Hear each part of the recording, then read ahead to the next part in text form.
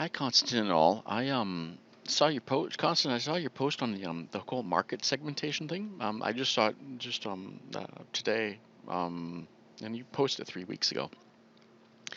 And so I kind of want to address that in a video format. It's a lot easier for me to do the videos than just actually type it all out. It's just way faster to do this. And so estimating the market size of the language, industry has been a challenge for decades. Okay, and I remember this. I mean, back in 1998 to 2000, I was doing reports, writing these kinds of reports. I mean, I did like 16 presentations in a year and a half, at different conferences and writing them in different magazines and stuff, just for the European Commission. The European Commission was actually funded me to do these kinds of reports on specific things, and some of that was actually an MT, a whole MT survey and a report, and then there's a whole one on kind of the whole language data, language resources for all languages, and all types of language data databases and resources. So covered speech. I mean, that was kind of a long report. I can't remember. It was quite a long part, and I made presentations about it. Shorter versions in the articles and stuff, and then in a presentation at conferences back in 1998 to 2000. And that was kind of the same period of time. There were like 3 or 4 of us doing this thing. So it was Rose Lockwood and Andrew Jocelyn and Rebecca Ray. And myself, we're all kind of doing complementary things of this thing, and that was, then just a few days later, finally Common Sense Advisory came along, and really picked up the ball, because it was really now there's someone dedicated doing this. I mean, when I was doing it, it's kind of like one of the many tasks of my job as a technical director of ELDA, whereas I had producing the validation of the databases to do, and was always doing this kind of Marcom stuff basically, but. And then CSA came out, Common Sense Advisory, and then Renato's got that, and yourself, and it's great that all of you are really taking this, to the next step, and doing this more regularly, and more in depth. You're all doing a great job about doing that. I just really want to, thank you for that. It's just filled the gap, and it's made it easier for the kind of the user buyer side of the whole fence to be able to have some really good research. And and then of course back then there were other players. There was like back in the 1990s and 2000s, there was like Allied Business and Forrester and Gartner were doing some of the reports, kind of do things, and I was borrowing some of the stuff of their stuff and a few magazines, and then others kind of got into it and have really focused on. I mean, I get these reports all the time right now from specific niche product things, with speech recognition for the medical industry or something. I mean, it's very niche. You get these kinds of reports all the time, but it's great that this is now available. So it went from a kind of, I don't want to say ad hoc, but it was kind of doing the best we could to have dedicated organizations that are working on this like yourself. But as I look at the graph, and I think the 9 Western leaders in the middle, I've worked for 3 of them, and then on the left side of the IT leaders, I've worked for several of them, with or for several of them, and then on the contender side and the right side, worked for a few of them, and then the whole Asian language system one on the right side. I was actually doing that. The survey work for those languages, for Asian languages, actually in 2001, when 9/11 came, okay, and it kind of threw me out of the industry because I was doing the wrong language at that point in time. I wasn't doing the Middle Eastern language that I had been doing for 4 years before, but I was doing it at the right time, and it kind of got me kicked out of the industry, so I had to go find another job in telecom, and so so I've been through this kind of thing, and it's a lot of work. Okay, so I really recognize the effort you're doing and putting this. It's not something you can kind of pull together in 5-10 minutes. Okay, but the one thing is the leaders of the solution. So this market share topic, how big is it? Well, something really interesting is just look at all the end of year annual reports of Sistran during the mid 2000s. it was kind of constant. It wasn't the stable, unfluctuating, non-fluctuating end of year results for several years in a row. In fact, it was getting to the point that the market analysts in general were kind of saying there's something wrong here. It's never not going up. They're not making much more money, and they should be making more money because this is what it should be. That should be the and so that's and that was that's all up on their website it's all the annual reports for the stakeholders, I mean the shareholders. So that's all there. But Insistran was the market leader in the MT machine translation arena at that time, that period for a couple decades. So there were no contenders. I mean, there were small contenders, but I mean, they were the market leader.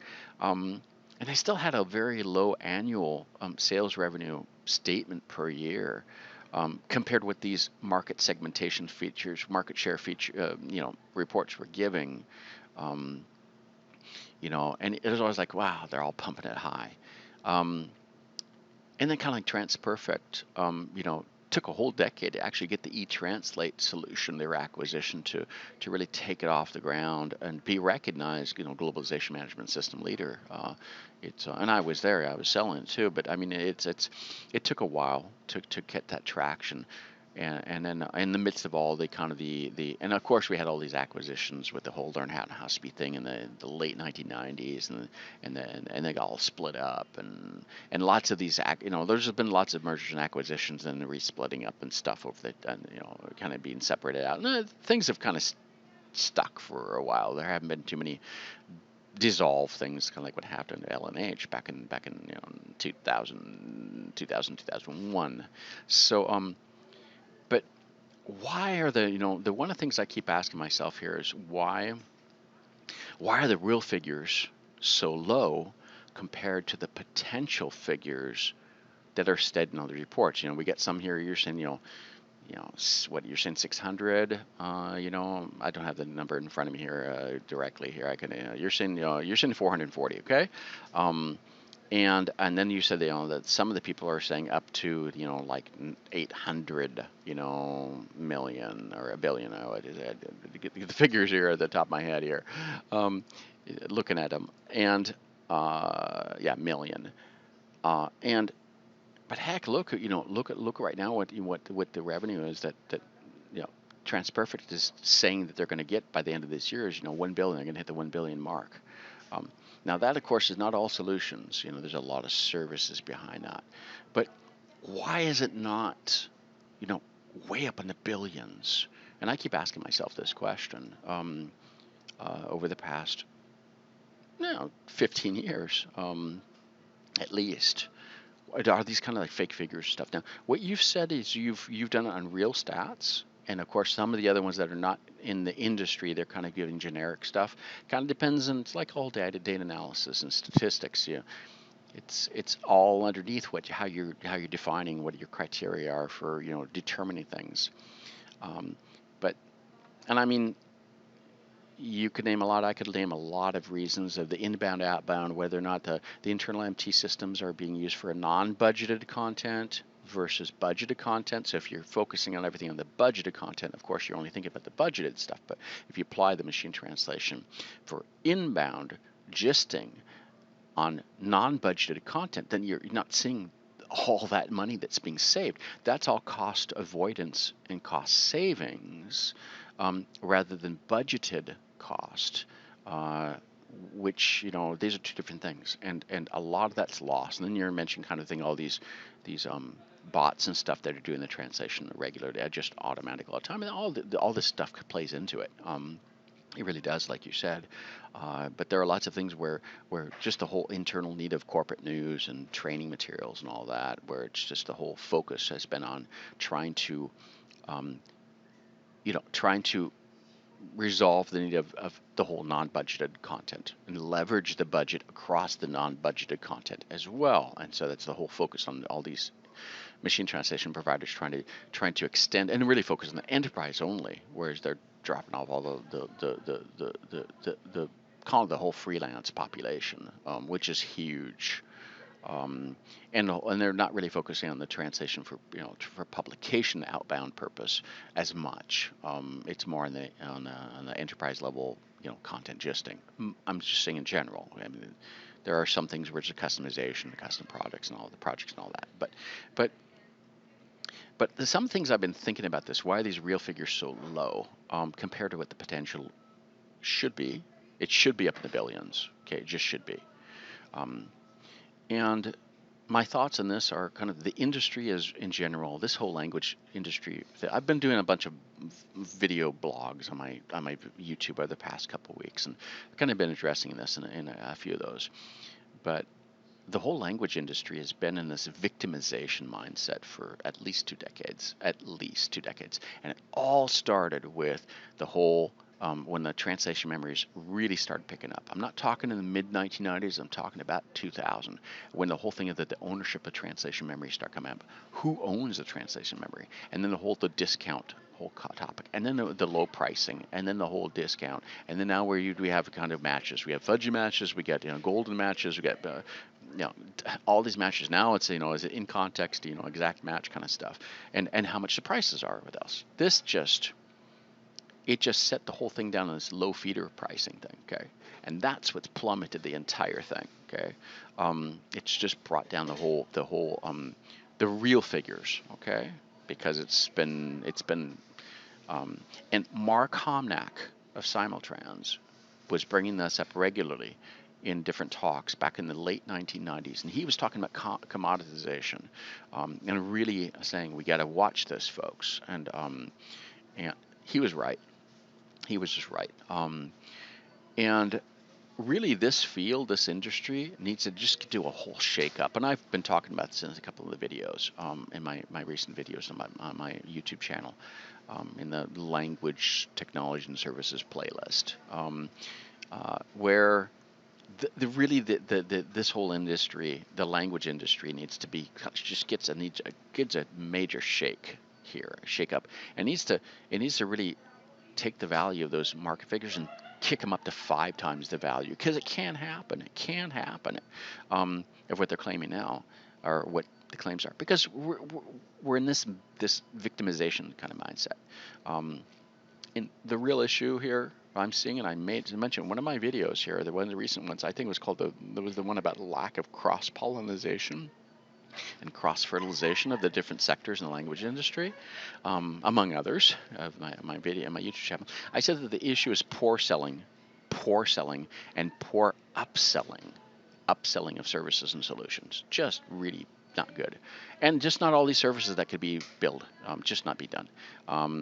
And it needs to be done. And this is what's going to bring up the value, and that's going to bring up the figures of the market share, because then it'll be based on the real figures. But if everybody's kind of doing all this if everybody's kind of doing this terminology things and all this extra work and all this thing for free or hidden, or like Renato said here, and the whole thing of that we're actually selling words, price per word, but we're providing project management. It's just the wrong. It's just undersold. It's just yeah, and I totally agree. This is really just the whole thing is really not focused on the value that it can provide and explain that value. Um, so I kind of want to end here with my last point is when I went from Sistran doing professional services. I'd worked in the post sales side at MyCom, doing the customer training and stuff, and I don't know, I sold about 100,000 based on the products that we had of customer training services, about 100,000 about I don't know a year, which it's not huge, but I mean it's not bad. And I wasn't doing any direct selling; it was kind of just cross selling with the solutions that we had. And then Sistran, I don't know, probably 100,000 of customer. I don't remember how much it was, of custom stuff, custom development stuff. I don't remember the exact figures. So, or I don't want to say what they were, but I mean there was some custom stuff, but it could have been way more. Could have been way more. But when I went to TransPerfect, which is that's a selling machine. Um, I joined and there was nothing. There was the French office was only doing paper translation. I was there to kind of do the entire online, localization stuff, the websites, the software, and that. For the Francophone only market, Francophone Europe only market territory, okay? I wasn't doing any English speaking market. I was doing only Francophone territory. And in 20 months, I sold 1.2 million, okay? And most of that was during the last 6 months. Most of it, okay? Because it took a while I do all the market materials and the French market and stuff, and then build it up, and had to build it and just was bringing enterprise sales, and it took a while to get the traction, but when it got there, it just really went well. Now, and that was me alone, okay? Me alone, single-handedly doing that French market, not with assistants and students or but no help, okay? And not much cross leads from the other territories. A little bit of stuff, but not really. I mean, the day I left, I sold a 400 grand, project, bam, and I just negotiated the whole thing from the start to end, okay, and had a lot of repeat business. But if I myself, and non-native speaker French, I mean, I'm near native, okay, if I can do that in a new market for a language which is not, no, it could be known to be chauvinistic, not really, they want to keep their own language rather than really globalize. If I can do that much in 20 months, imagine if every single salesperson in this entire language industry and I was upselling solutions. I was upselling, cross-selling solutions, and all the stuff I mentioned.